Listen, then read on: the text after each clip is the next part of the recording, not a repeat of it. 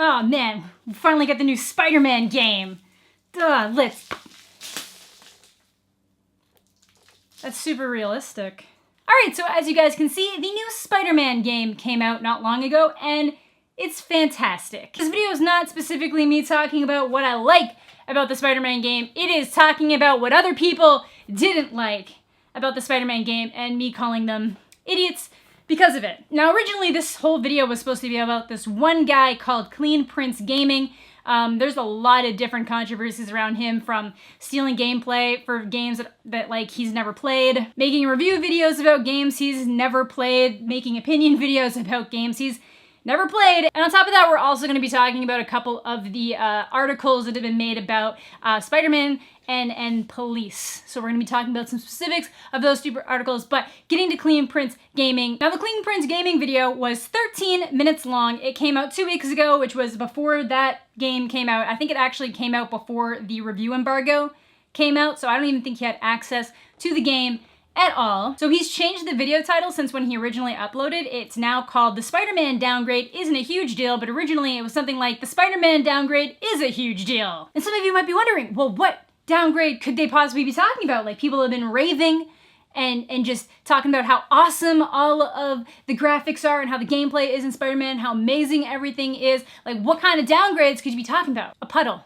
A freaking puddle! Basically, in one of the tech demos, they show Spider-Man above a warehouse and there's like a puddle on the ground. And then a few months later, they show the same scene, but at a different time of day, and the puddle is like pretty much gone. And now everybody's freaking out like, oh my god, they took out the puddles because they couldn't handle the graphics. They're downgrading the graphics of the Spider-Man game. They are trying to lie to you. So you have all these people freaking out about the goddamn puddles, even though you've got the creators of the game regularly answering people, being like, the game changes based on the time of day. It changes the weather based on the time of day. Like, things like this are constantly shifting. So right now, where the sun is in the sky, because of the time of day, the puddle is not as serious. His costume looks different because of how the sun is hitting it, how water's hitting it, and a bunch of other stuff like that. I'm not a game developer and I can't even begin to explain it, but there are tons of people who have broken it down, and while some things did change, it is being proposed that it was probably better. It was actually to make it better. Like, I know at one point his suit kind of looked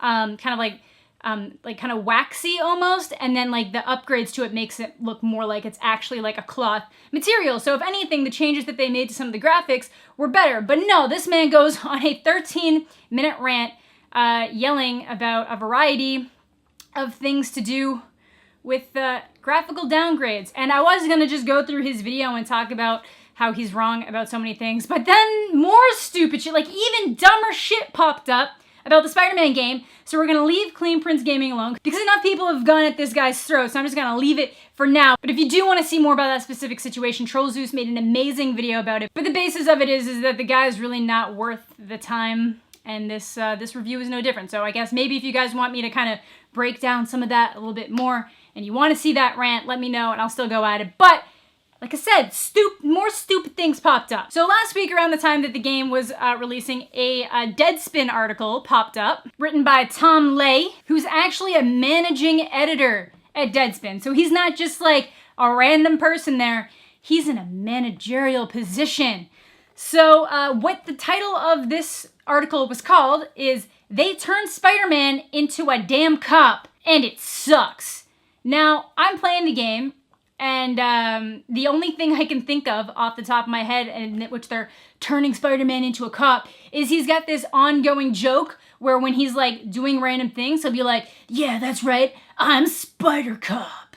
And he's clearly joking. He's putting on one of these like terrible deep voice, like old detective voices, like sleuthing about. And you know, he's just being Spider-Man. He's being stupid Spider-Man. But let's take a dive into this guy's article and figure out exactly what he's talking about. So the article talks about how he's kind of assisting the NYPD in a lot of situations, because if you didn't know, like Spider-Man, most of the Marvel heroes based out of New York. Who is the police force in New York? The NYPD. Who is Spider-Man probably going to have run-ins with from time to time, and all of the other Avengers, which also happened in the first Avengers movie and other superhero movies? The NYPD. So yes, obviously he's going to interact with police officers, and specifically he is kind of pretty close with Yuri Watanabe. And for those of you who like read comic books, you know who she is, so it's not just some random character that they were like, here, have an NYPD character. Let's show the force that we care. So in this game, she's the captain of the NYPD, and she's kind of working with Spider-Man, but it is never stated that it's like, this is not a paid gig for Spider-Man.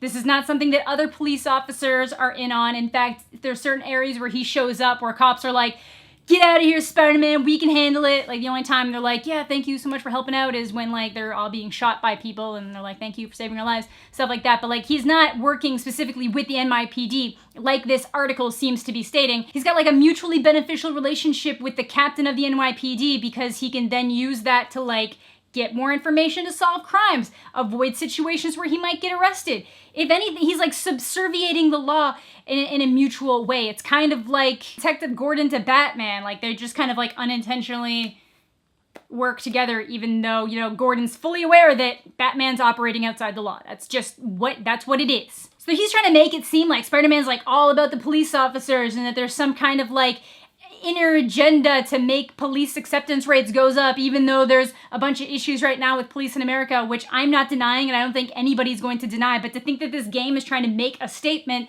to like subconsciously make people not have problems with police officers doing their job poorly, I don't understand. Literally in the first mission, there are a bunch of cops that are like on the payroll of Wilson Fisk. That is a thing that happened. They pointed out right away. And like later on in the game, there's an entire like military force that Spider-Man will beat the shit out of to try to get rid of that are clearly operating under the law. And he's just like, nah, you guys are crazy. I'm not gonna listen to you. So right there, I don't understand how this person played the game and thinks that this is some kind of like massive, huge, like pro police thing in any way, shape, or form. Like, yes, obviously there are police officers in the game that are respected. Like, play the game and you'll understand why why he's working with some of them, because it's to build a greater story into what's going on. So even though I think this guy's grasping at straws, he specifically says, I'm not grasping for as many straws as it may appear.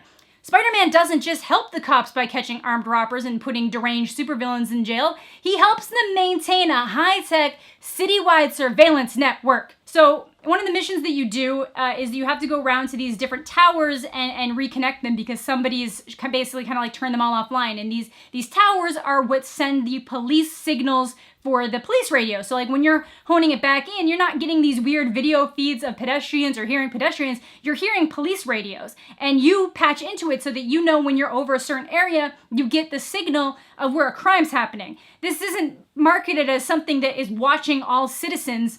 It's literally just an interconnected like police tower where it's like, oh look, somebody's being attacked here, police radio it around so that people can come find out what's happening, and then Spider-Man just taps into it a little bit more to get more details. So like, I don't even know what he's trying to go on about here, trying to say that it's like some weird like Big Brother surveillance thing, like no more than like what another surveillance anywheres is. Like obviously they can get records for like any kind of like CCTV camera or any kind of like security cameras. They can get that stuff if they want to, but these towers aren't just like a live feed of things happening in areas. It just says, hey, there's a crime being reported here on the police radio. I don't even understand what he was trying to go for or what he thought that was, but it just sounds like he didn't play the game. Oh, right, that's because he didn't. I'm only a few hours into the game.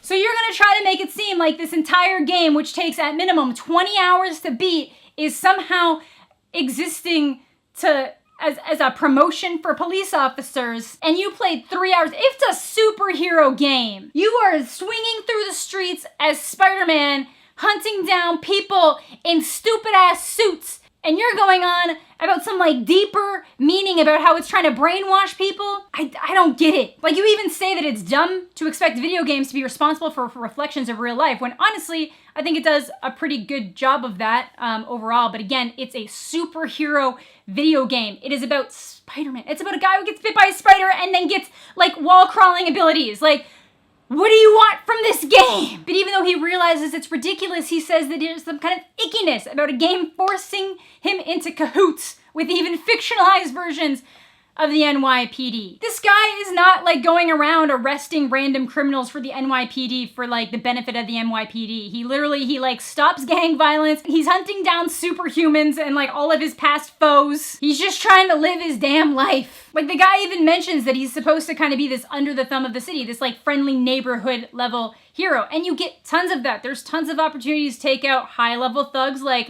Wilson Fisk goons and other people as the story continues on. But it also lets you just help random people. Like you find some dude's pigeons. Like you are still a friendly neighborhood Spider-Man. You are still the guy getting screwed over by the world. But Spider-Man is such a great character because he will do what's right no matter what. Whether it puts him at odds with the police, whether it means that he has to accept help from the police to do something, whether or not it puts him on the same agenda as police officers, he's literally just trying to do the best for everyone around him, oftentimes putting his own well-being completely aside. You know, he has no money, he barely ever has a place to live, and he just won't quit. And that is what I consider to be the most amazing thing about Spider-Man. I think this game really exemplified that. So it's just so annoying to have people make articles like this trying to tear down a game that I think did an incredible thing. And obviously more people agree with me because the game is selling, I think, more than like almost anything else this year. It's doing insanely well. And this isn't even a one-off. There's more. Even Kotaku went at it saying Spider-Man portrays police in a very simple, idealized way. Given the comic's long heritage of speaking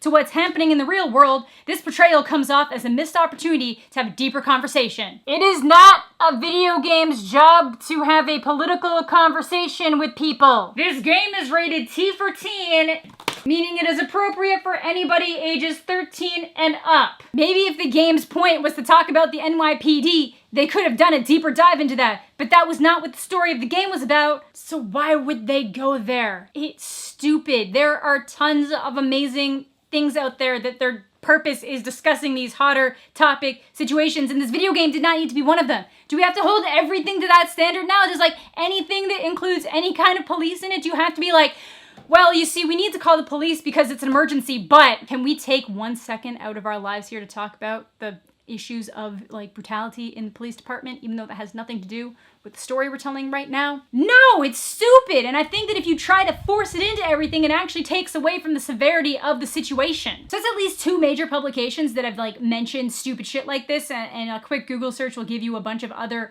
return hits on it.